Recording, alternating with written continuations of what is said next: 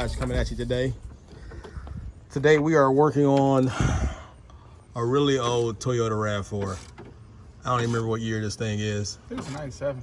97? Or 94. Yeah, it's a 90 something. I was trying to see if it shows me on the tag up here somewhere. I don't see it, but yeah, it's old.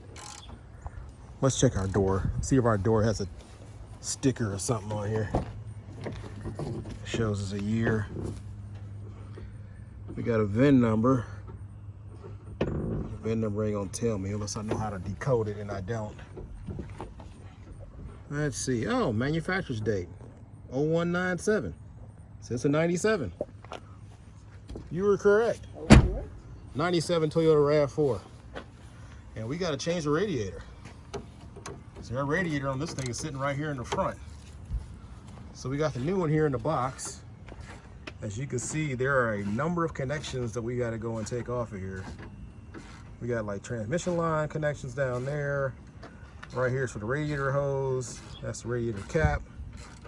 Here's the bottom hose down there. We're going to have to drain this thing. And it appears to have an intercooler on the front, which is right here.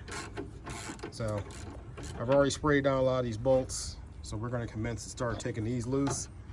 Hopefully nothing breaks. And we're going to drain it because I'm guessing it's probably got some gunk in there too. Because this bad boy has a crack in it. So it lasted a pretty good long time, but it is due for a new one. All right, we got the nasty coolant drained out the bottom. So now we got to figure out how to get this intercooler, the radiator, and the fans up out of here. And they are pretty old. So move these brackets out the way. See how it's looking. Yeah, I think I'll put it back in the bag. So if we get this one out of here.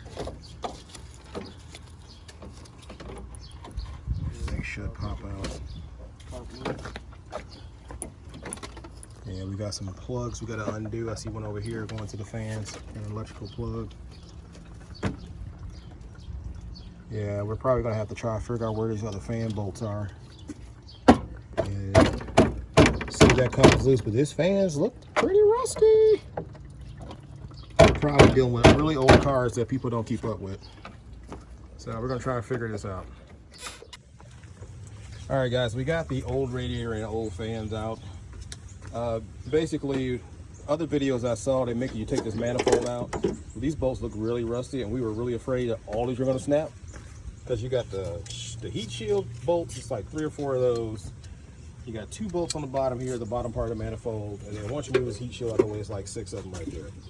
We wasn't about to do that. That was gonna break everything. So we just went ahead and disconnected the fans from the radiator, and then we removed the 2 AC lines. And this car doesn't have AC right now, so it didn't matter, we disconnected them. But if you do that, you may have to get your system recharged. There's one on either end. Those connect up to your intercooler. So that allowed us to be able to just lift this whole thing out all at once with the fans intact, which made it a lot easier. All right, before you put your new radiator back in, make sure you check out your radiator support. These little pieces of rubber, sometimes it would have to be changed. Ours still fits in here pretty decent, so we're gonna keep these, but you may wanna get new ones if yours are totally destroyed. So we're about to go ahead and plop this new one in here. All right, we got the radiator in with the fans already attached. So now we got to go ahead and drop our intercooler in here, and then we'll start hooking everything back up. All right, we got the radiator in, we got the intercooler back in, hose is hooked up. So now what we're going to do, we're going to go ahead and fill up the radiator and flush the system, let it cycle a few times, flush it and fill it back up. But yeah, that's it. We're all done, just buttoning it back up right now, make sure everything is nice and tight. So for more information, follow us in the Mechanics Garage, like and subscribe. Come check us out on the next one. Peace.